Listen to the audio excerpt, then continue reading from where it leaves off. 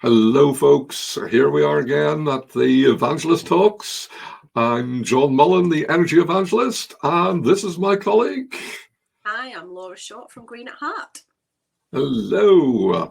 And it's another lovely but cold day over here.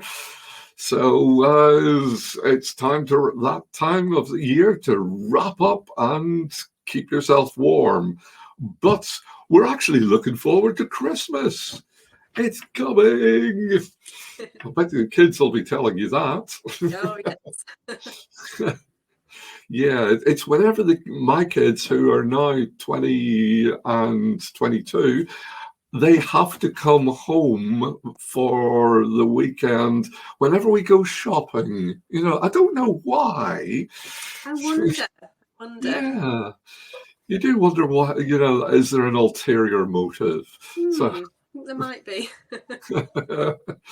So we're looking at planning forward time, looking into the future.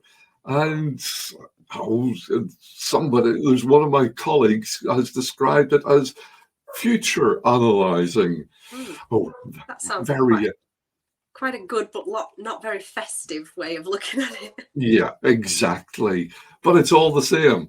If you don't plan for 6 months ahead, then you've got nothing to actually work forward to. So you just keep on stumbling forward instead of it being planned and working forward.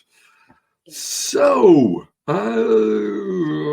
but one thing I've actually written down here: Christmas can be the best time for some people and the worst time for others.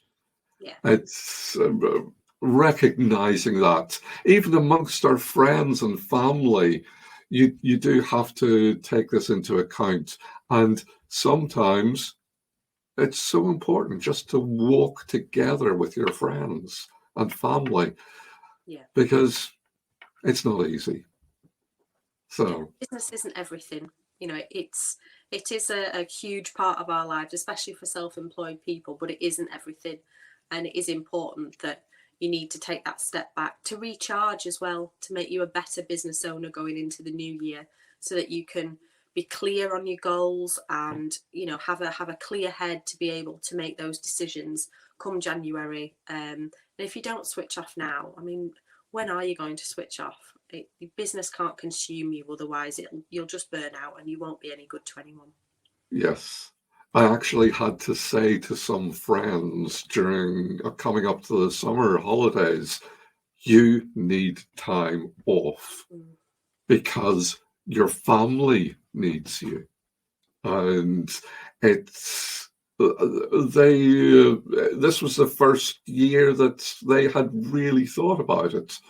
And after the holidays, they actually turned around and said thank you for reminding them, because it's something that we have to take into account, but we have to look after our families. That's the important thing. And so we're a business of efficiency, and really it does help to take a step back to be more efficient in the future. So we're not always advocating to keep working. Yes. And we, Laura and myself, will not be working over Christmas. We will not be at all. No.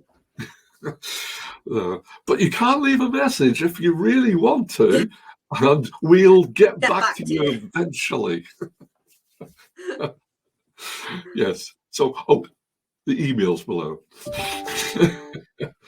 I was thinking of two different types of people. There's the workaholic. Any suggestions how to step back? Well, I think that's a really easy one, actually, because if you are a workaholic, then you should already have your plan in place for this time of year. You shouldn't have to be reactive. You should have been proactive through the rest of the year. Get that plan in place so that you have already factored in some time off over the festive period to actually recharge and, as I say, become more efficient when you get back in January. So for the workaholic, this should be an easy one.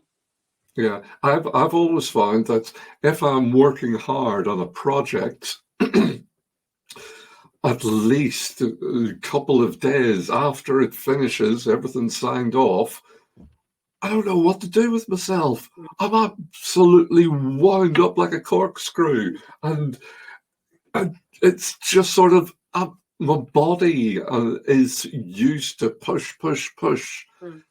And it's recognizing the symptoms.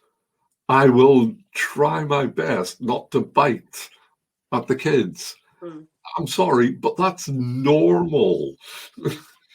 But it's also it's good to recognize it's just a cycle. Yeah, and recognize it in your employees as well. If you are a business owner, Yes. time of understanding well-being and having that part of your business plan to actually look after your employees, because if you do that, they're more efficient, they're more productive, and they make you more money. So why would you for them? Yeah, completely agree with you. It's so good on that point. I was just thinking, for a workaholic, whenever it's the holidays, take your phone and put it in a cupboard, put it in a drawer, just let it go away, and don't switch the computer on. But if if you take time out and you've got ideas, write them down in a logbook. A logbook is a brilliant place just to throw ideas into and let your brain go, okay, I've done something about it. Time to let go of that idea. Not that you're not going to work on it, it's that you've released it. The action of writing it down actually releases your mind to get into a state of rest. Yeah, definitely. I agree with that. I have a notebook by the side of my bed, and when I suddenly think of something in the middle of the night that I haven't thought about during the day, I jot it down, and then it does make it easy not only to remember things, because stuff just drops out of your head at this time of year anyway, but it does help. By handwriting something, you actually retain the information better than if you type it. So having that different way of approaching it, and a different way of thinking about your business, and a different way of writing it down as opposed to typing it on your laptop, you do sort of, the cogs start to work a bit better, shall we say. Yes. I was going to apply this to, to quiet people, but actually,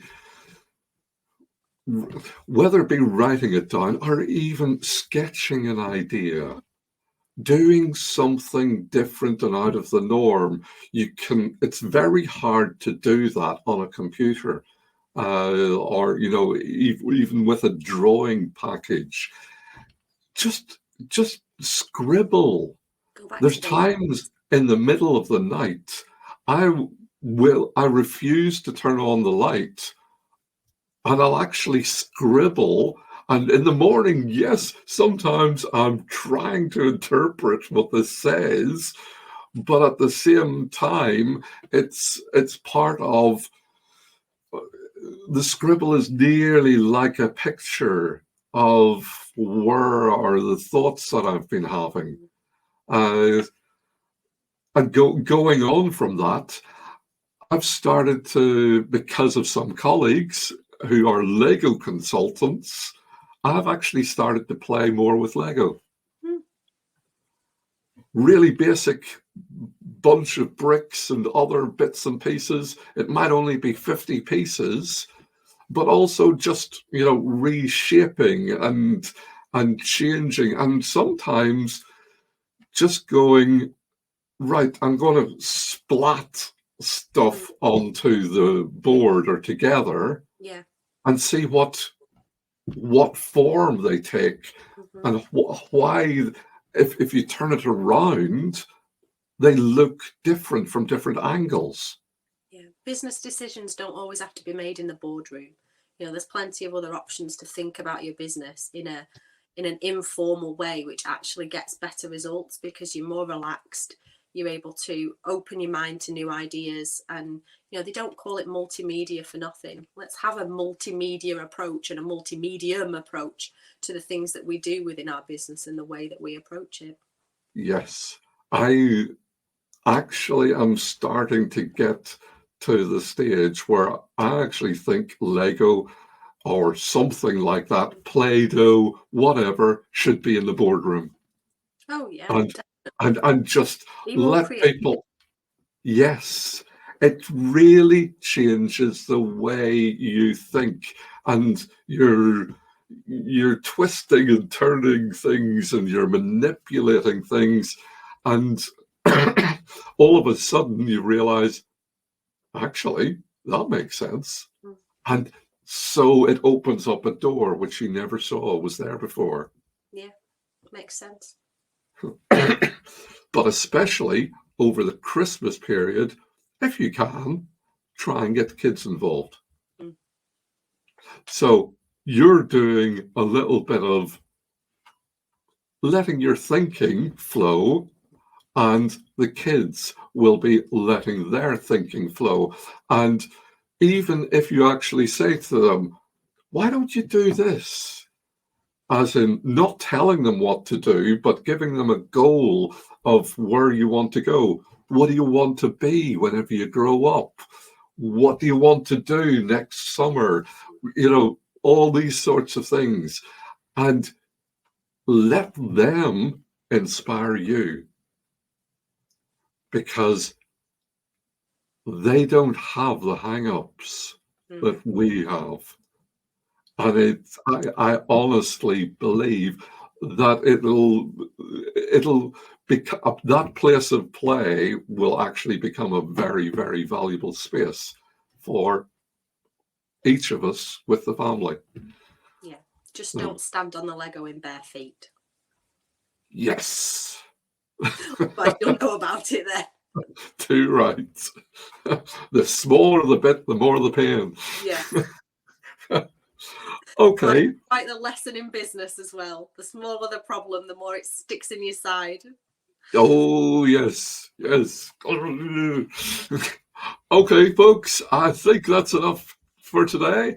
And if we don't say Happy Christmas, we're going to say it again. Happy Christmas. And see you soon. Bye.